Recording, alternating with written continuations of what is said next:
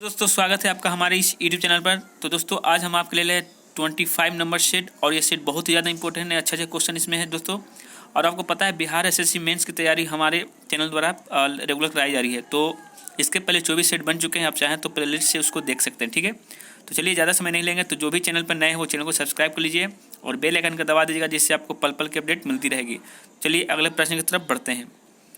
प्रश्न कहता है दोस्तों कि गलगंड यानी कि वर्धित अवटु ग्रंथि का बढ़ना मुख्यतः किसकी कमी के कारण होता है। तो बताइएगा इसका आंसर, किस कमी के कारण ये गलगंड की बीमारी होती है दोस्तों।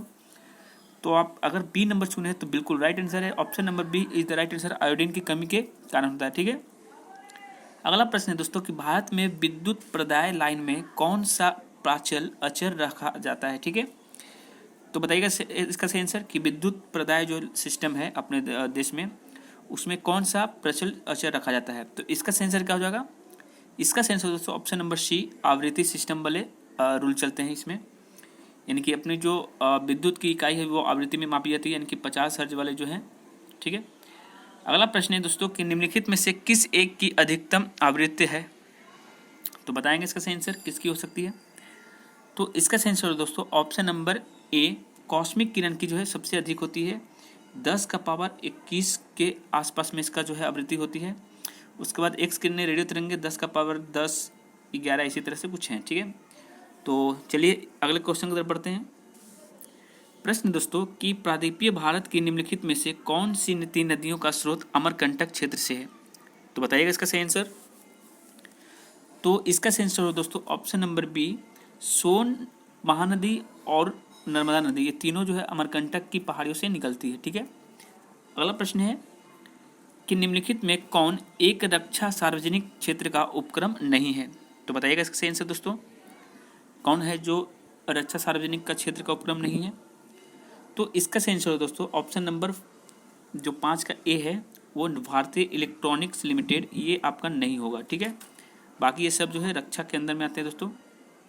चलिए अगले प्रश्न पर बढ़ते हैं कि संयुक्त राष्ट्र संघ की निम्नलिखित में से कौन सी शासकीय भाषा नहीं है। यानी कि यूनाइटेड नेशन में दोस्तों कौन सी शासकीय भाषा में नहीं आती गिनती। तो इसका सेंसर क्या हो जाएगा। इसका सेंसर दोस्तों ऑप्शन नंबर सी, हिंदी जो है नहीं है। अरबी, स्पेनिश, रूसी, ये तीनों वहाँ पे चलती है। ठीक है, अगला प्रश्न दोस्तों कि टॉर्नेडो में केंद्र की तरफ वामावर्त यानी कि बाएं तरफ से की कोणीय चाल क्या होती है। ठीक है, तो घटती है बढ़ती है, बताइएगा दोस्तों इसका सही आंसर।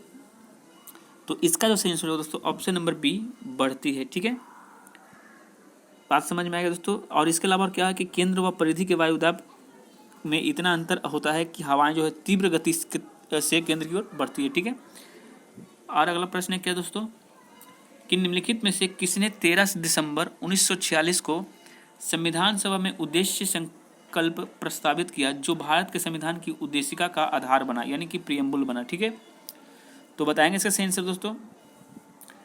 चलिए एक बार ऑप्शन देख लेते हैं। आंसर क्या होगा दोस्तों इसका सही आंसर। इसका सही आंसर होगा ऑप्शन नंबर डी। इसका आंसर होगा दोस्तों option number D, Pandit Jawaharlal Nehru. ठीक है, देखिए हुआ क्या था कि प्रथम बैठक जो है आपका संविधान सभा का 9 अप्रैल को हुआ था दोस्तों, 9 दिसंबर को हुआ था।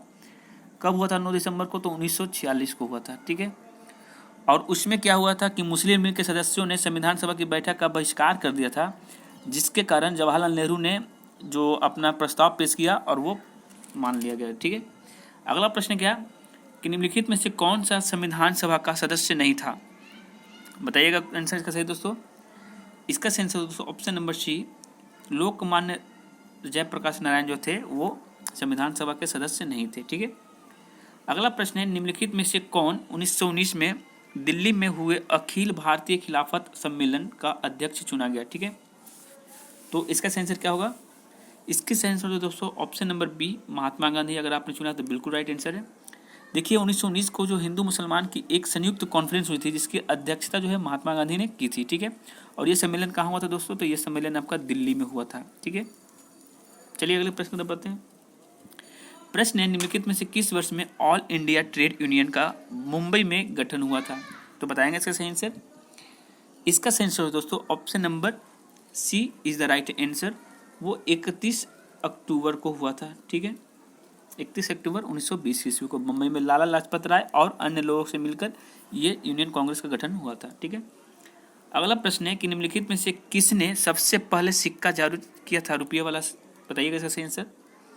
तो आप सभी को पता है दोस्तों, इसका सही आंसर ऑप्शन नंबर सी, शेर शाह सूरी ने सबसे पहले जो है सिक्का चलाया था रुपये वाला। ठीक है, अगला प्रश्न है जब लॉर्ड माउंटबेटन भारत के प्रथम गवर्नर जनरल बने उस समय निम्नलिखित में से कौन पाकिस्तान का गवर्नर जनरल बने? ठीक है, तो बताएंगे इसका सही आंसर।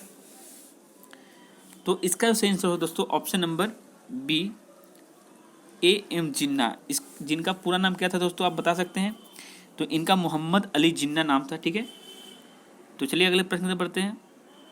प्रश्न है भारत में द्वैत शासन सर्वप्रथम निम्नलिखित में किसके अधीन आरंभ किया गया? ठीक है, तो अधीन का मतलब यहाँ पे बोला गया कि किस एक्ट के तहत। ठीक है दोस्तों, तो बताइएगा इसका सही आंसर। तो यहाँ पे जो एक्ट की बात कही गई है भारत सरकार अधिनियम 1935, इस एक्ट के तहत 1935 में था। और बता दूं एक बार द्वैत शासन जो स्टार्टिंग हुआ था 1919 में बंगाल का द्वैत शासन हुआ था, आपको पता ही होना चाहिए। ठीक है, अगला प्रश्न है दोस्तों कि 1935 के अधिनियम द्वारा स्थापित संघ द्वारा अपशिष्ट शक्तियाँ निम्नलिखित में से किसको प्रदान की गई? तो बताइएगा इसका सही आंसर। तो इसका जो सही आंसर दोस्तों option number C, governor general को प्राप्त की गई। ठीक है, तो जिनका ये सही आंसर है वो राइट है। ठीक है, अगला प्रश्न है कि निम्नलिखित में से किस एक वाद में भारत के उच्चतम न्यायालय ने अधिमत दिए जो केंद्र राज्य संबंधों से प्रत्यक्ष संबंधित हैं? ठीक है, तो बताएंगे इसका सही आंसर। तो इसका सही आंसर हो दोस्तों option number C, SR Bombay वाद। ठीक है, इसका मतलब क्या हुआ कि सुप्रीम कोर्ट ने अनुच्छेद 356 के तहत दोस्तों, ठीक है, आर्टिकल 356 के तहत दुरुपयोग का जो फैसला दिया था, इसके ऊपर ये वाद केंद्र संबंधों पर विशेष प्रभाव पड़ा था। ठीक है, अगला प्रश्न क्या है, निम्नलिखित में उत्कीर्ण लेखों में से कौन सा एक हर्षवर्धन के विरुद्ध पुलकेशिन द्वितीय की सैन्य सफलता का उल्लेख करता है? ठीक है, तो बताइएगा इसका सही आंसर। तो इसका सही आंसर दोस्तों ऑप्शन नंबर बी, एहोल उत्कीर्ण जो है आपको बताता है कि हर्षवर्धन को जो है नर्मदा नदी के तट पर पराजित किया गया था। ठीक है, चलिए अगले प्रश्न की तरफ बढ़ते हैं। प्रश्न है कि निम्नलिखित में से वह कौन सा एक तत्व या आयन है जो अल्प मात्रा में स्वस्थ दांतों के विकास के लिए आवश्यक है? ठीक है, लेकिन अधिक मात्रा में लेने पर दांतों को कर्बूरन करता है, यानी कि नुकसान पहुंचाता है। ठीक है, तो इसका सही आंसर क्या हो जाएगा? इसका सही आंसर दोस्तों ऑप्शन नंबर सी, फ्लोराइड। ठीक है, यहाँ पे क्या बोलते हैं इसको, कैल्शियम से दांतों के लिए जरूरत है, उसके साथ साथ फ्लोराइड भी जरूरत है। ठीक है दोस्तों, चलिए अगले प्रश्न की तरफ बढ़ते हैं कि निम्नलिखित में से वह कौन सा एक तत्व आयन है जो अल्प मात्रा में, ये तो हो गया दोस्तों अभी। चलिए अगले प्रश्न बढ़ते हैं कि शेख मोइनुद्दीन बख्तियार काकी एवं फरीदुद्दीन जंग ए शक्कर क्या थे? तो बताइएगा इसका सही आंसर। तो इसका जो सही आंसर हो दोस्तों ऑप्शन नंबर सी, प्रमुख चिश्ती संत थे। ठीक है, चिश्ती संप्रदाय से जुड़े हुए थे दोस्तों। अगला प्रश्न है container corporation of India limited यानी कॉनकॉर्ड निम्नलिखित मंत्रालयों में से किसके प्रशासन किए नियंत्रण में सार्वजनिक क्षेत्र उपक्रम है? तो बताइएगा इसका सही आंसर। तो इसका आंसर हो दोस्तों ऑप्शन नंबर डी, पोत परिवहन, सड़क और राजमार्ग। ठीक है, थोड़ा सा वेट करिएगा। अब प्रश्न है दोस्तों कि भारत की बुलबुल किससे कहा जाता है? तो बताइएगा इसका सही आंसर। तो इसका जो सही आंसर हो दोस्तों option number B, Sarojini Naidu को जो है भारत की बुलबुल कहा जाता है। चलिए अगले प्रश्न पर बढ़ते हैं। प्रश्न है विख्यात सोमनाथ मंदिर को किसने नष्ट किया? तो आज ही हमने लुसेंट में पढ़ा था इसके बारे में दोस्तों। तो बताइएगा इसका सही आंसर। तो इसका जो सही आंसर हो जाएगा ऑप्शन नंबर डी, सुल्तान महमूद गजनी। यहाँ पे गजनी लिखना भूल गया है दोस्तों। गजनी ने कब किया था दोस्तों? तो 1025 ईस्वी में किया था, आज ही हमने पढ़े थे। तो चलिए अगले प्रश्न पर बढ़ते हैं।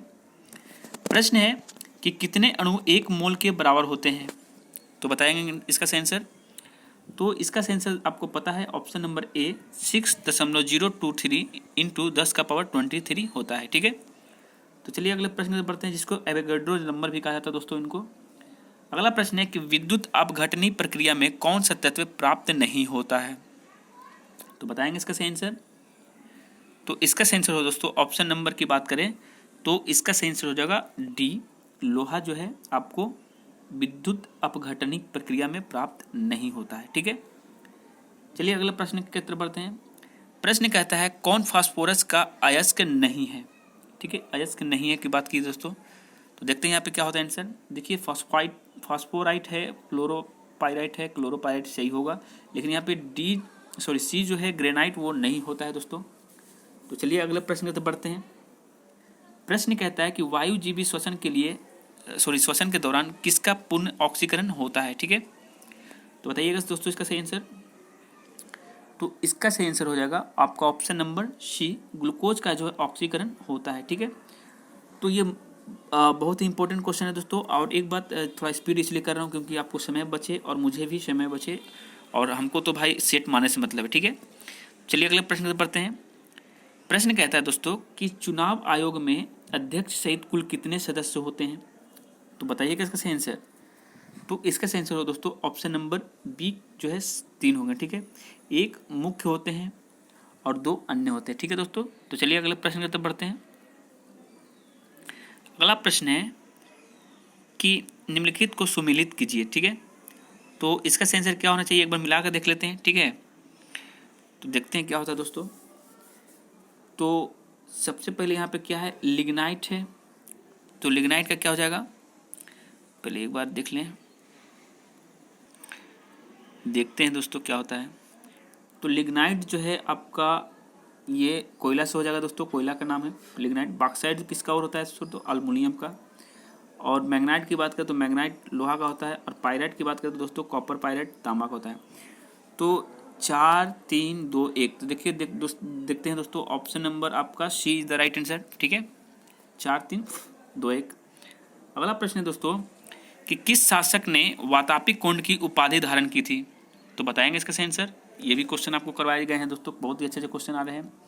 तो इसका सही आंसर दोस्तों option number C, Narasimha Varman प्रथम जो थे वो वातापी कुंड के नाम से भी प्रसिद्ध हैं।